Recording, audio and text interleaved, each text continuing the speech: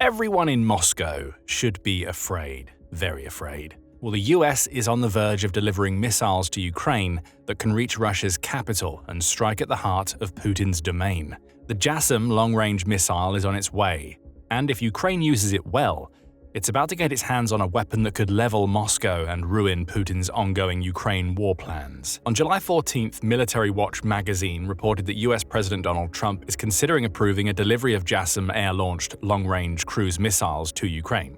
The magazine says that the news comes from an unnamed but informed source who says Ukraine can use the missiles to further equip its ever-growing fleet of F-16 fighter jets. The same magazine also says the two separate sources have pointed out that the US is planning on delivering an unnamed, long-range missile to Ukraine, likely the JASSM, along with missiles for Ukraine's Patriot air defense batteries as part of an upcoming delivery. Euromaidan Press expands on the Military Watch report, noting that this news is breaking after Putin declared that he intends to escalate Russia's military operation in eastern Ukraine over the next 60 days. That's where the JASSMs come into play. As long-range missiles, they grant Ukraine the ability to hit Russia hard far beyond the front lines. Moscow will be a clear target. However, Ukraine could also use these missiles to strike key logistical and infrastructural targets, serving the troops that Putin intends to send flooding into Ukraine's east. The logic is simple. Thousands more soldiers don't mean much when JASSMs are destroying the supply lines keeping those soldiers equipped. The decision, assuming Military Watch magazine's sources are correct, also suggests that the US is backing Ukraine more than it has at any point during Donald Trump's second tenure as president. The JASSM isn't a defensive weapon. It's not a missile Ukraine will be using to shoot Russia's incoming drones and missiles out of the sky. Instead, it's an offensive weapon, meaning providing it to Ukraine comes with the US's implied permission that Ukraine can use it to hit any target it wants to hit inside Russia. Putin will be furious. He'll also be scared, as will those living in Moscow. After all, the US is about to provide Ukraine with a missile that can strike deep into Russia's heart. So, what do we know about the JASSM? Missile Threat provides the basic details, noting that JASSM stands for Joint Air-to-Surface Standoff Missile. It calls the weapon a conventional and stealthy ground attack cruise missile that can be launched from several of the fighter jets the United States builds. That includes the F-16s that Ukraine now has. The JASSM also has an extended range variant, which allows it to strike deeper and harder. The base version, dubbed the AGM-158A, has a range of about 229 miles. That's impressive. It will allow Ukraine to strike similar targets to those it's already hitting with Storm Shadow and ATACMS weapons. However, the big threat comes if the US provides the JASSM-ER to Ukraine, which is the extended range variant. That missile can fly between 621 and 1,118 miles, depending on the variant. That's more than enough to strike Moscow, along with many of Russia's other airfields and manufacturing facilities that are supporting Putin's troops on the front lines in Ukraine. More details come from Army Recognition's deep dive into the JASSM and its extended range variants. It says that the JASSM was declared operational by the US Air Force in 2003. Happy with its capabilities, the US then approved the development of the ER version of the missile, which entered service in March 2014 after an 8-year development and testing period. Army Recognition also says that the US has plenty of JASSMs to spare. It's produced 2,000 of them already, the resource says, and it's planning to build around 10,000 more. The US also deploys the missile in other countries, with Finland, Australia, the Netherlands, Poland, and South Korea all being home to small collections of the powerful weapon. And power is precisely what the JASSM delivers. The missile comes loaded with a 952-pound penetration and blast fragmentation warhead that packs enough of an explosive punch to destroy hardened targets. Bunkers and reinforced structures aren't safe from the JASSM's wrath, as its design allows the missile to penetrate hardened surfaces before it explodes once it's burrowed down into its target. Think about what that means for targets such as Russia's hardened ammunition storage units. A typical missile might explode upon making contact with a thick concrete roof. The missile would damage the unit's structure, but the ammunition inside would be unscathed. That's not what happens with a JASSM. The missile burrows through the unit's roof before the blast fragmentation portion of the warhead explodes. Maximum damage is the result. Russia's ammunition storage unit would go up in smoke, with the JASSM detonation likely causing secondary explosions that engulf the facility in flames. That's just one case among many, which will leave Putin's forces hoping that the missile is at least imprecise. That hope is dashed because the JASSM features an advanced guidance system that combines GPS with an inertial navigation system, or INS. The GPS and INS combine to ensure the fired missile stays on track to hit its target.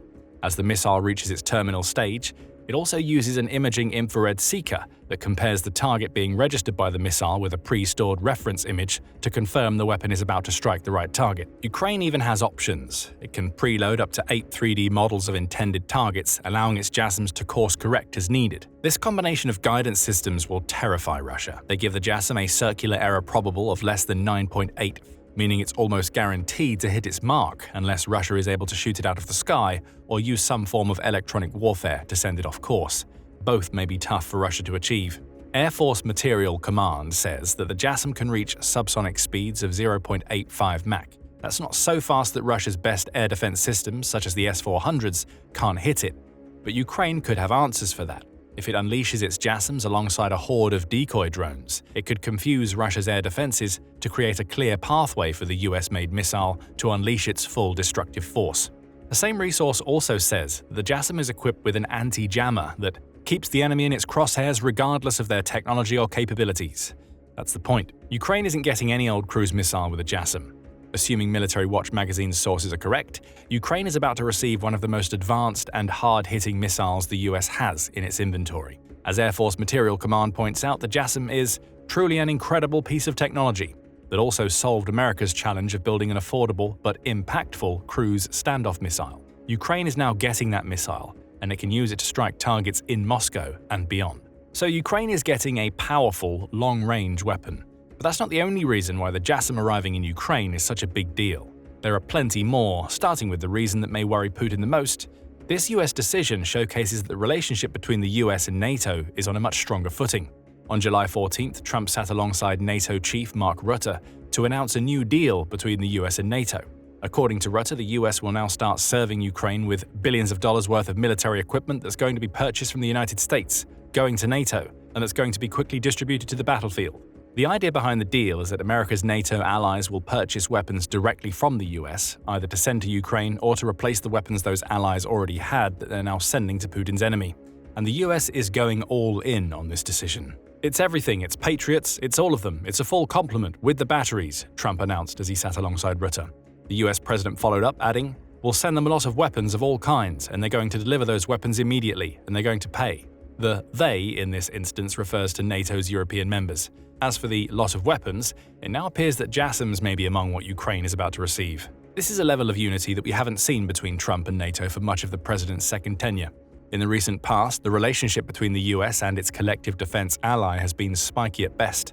That was nothing new. In 2018, the Atlantic Council reported that Trump had threatened to withdraw the US from NATO if his concerns about the organization's members' lack of military spending weren't addressed. In March 2025, Trump cast more doubts on the US position in NATO, suggesting that the US might not meet its obligations under Article 5 of the NATO Charter. That article states that every NATO member is duty-bound to come to the direct aid of any other member who faces an attack on its territory. Think of it as an all-for-one, one-for-all rule. Article 5 lies at the heart of everything that makes NATO such an influential force, but in March, Trump was again complaining about spending. It's common sense, right? Trump told the assembled press in the White House at the time. If they don't pay, I'm not going to defend them. No, I'm not going to defend them. Putin would have rubbed his hands with glee when hearing these comments. Now he's wringing those same hands. After NATO pledged to raise its recommended defense spending to 5% of a member nation's gross domestic product or GDP, the relationship between the US and NATO has improved drastically. What once seemed to be a crumbling alliance, which Putin would have loved, has now been reinforced. NATO's strongest member appears to be back on board and fully committed to doing everything it can to stop Putin from taking Ukraine. That's bad for Russia. It also brings us to the second reason why JASSMs arriving in Ukraine is such big news. It shows us just how frustrated Trump has grown with Putin and his constant delaying tactics in peace negotiations. When he was on the campaign trail, Trump repeatedly claimed that he will be able to bring an end to the war in 24 hours if he was made president. It was a spurious claim, of course, but it was indicative of the confidence Trump held in his ability to negotiate with Putin and force a settlement between Russia and Ukraine. A lot has happened since Trump took office. Back in March, delegates from Trump and Ukrainian President Volodymyr Zelensky's cabinets agreed to a 30-day total ceasefire, in what would have represented a massive step toward peace in the Ukraine war. Putin refused. He said the ceasefire didn't account for the root cause of the Ukraine conflict. Given that this root cause appears to be Ukraine's sovereignty, Putin was essentially saying that Ukraine's total capitulation to Russia would be the only way that peace could be achieved. Since then, Putin has spoken a lot about peace without taking any sort of action that might suggest he's actually interested in ending the war. Trump has cottoned on to these delaying tactics. When announcing the US deal with NATO, Trump expressed his frustration with Putin. He did the same in a speech at Joint Base Andrews just outside of Washington, with the Jerusalem Post reporting the US president as saying, "We will send them Patriots, which they desperately need, because Putin really surprised a lot of people. He talks nice and then bombs everybody in the evening. But there's a little bit of a problem there. I don't like it." Putin's actions never match his words. Trump has realized that.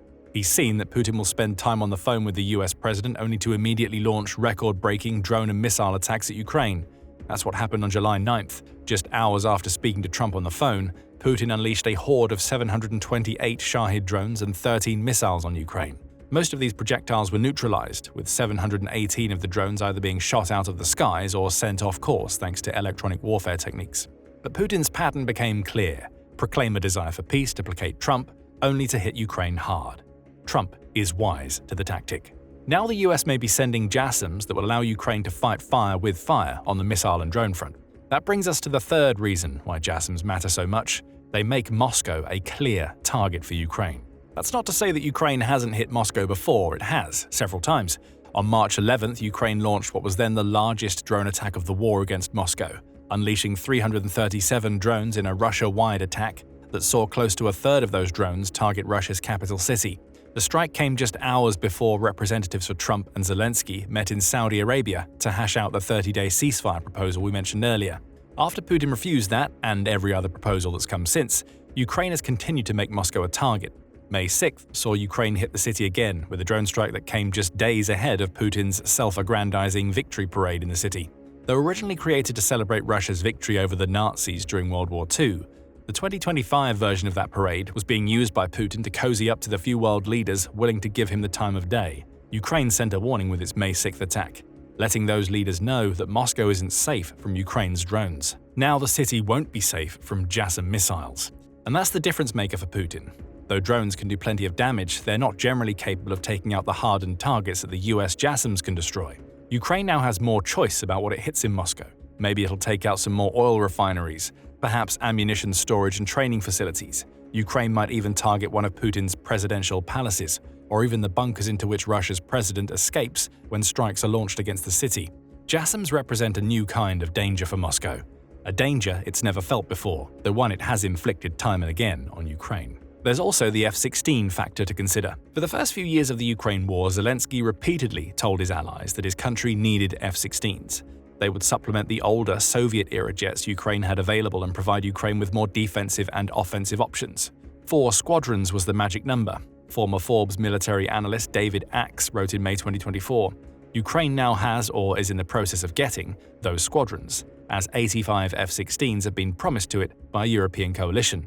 Several of those jets are already flying in the Ukrainian skies, and they're doing plenty to diminish Putin's war effort. That's according to Army General Christopher G. Cavoli, who told the Senate Armed Services Committee in April that Ukraine's pilots are flying the F-16s daily. They fly every day, they've defeated large numbers of cruise missile threats, and they've delivered an awful lot of offensive attacks as well, specifically bombing attacks in the east. Cavoli, dual-hatted commander of Supreme Allied Commander Europe and US European Command, said at the time, Ukraine's F-16s are already dangerous.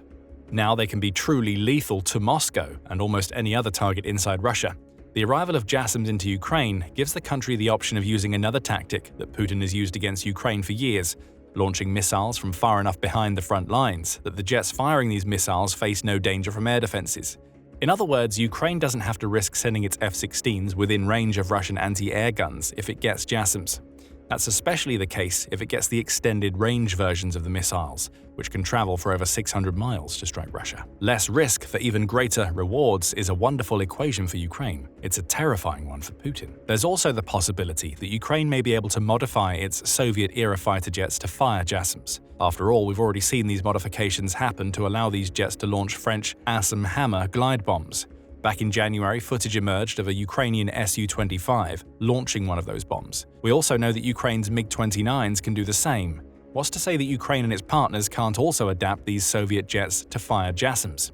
It could happen, and if it does, Moscow faces an even greater threat, as Ukraine will be able to bring even more of its air force to bear. Finally, there's Putin's summer offensive to consider. Beginning in earnest at the start of May, that offensive has seen Russia send thousands of troops into eastern Ukraine and the Sumy region as Putin desperately tries to grab as much territory as he can.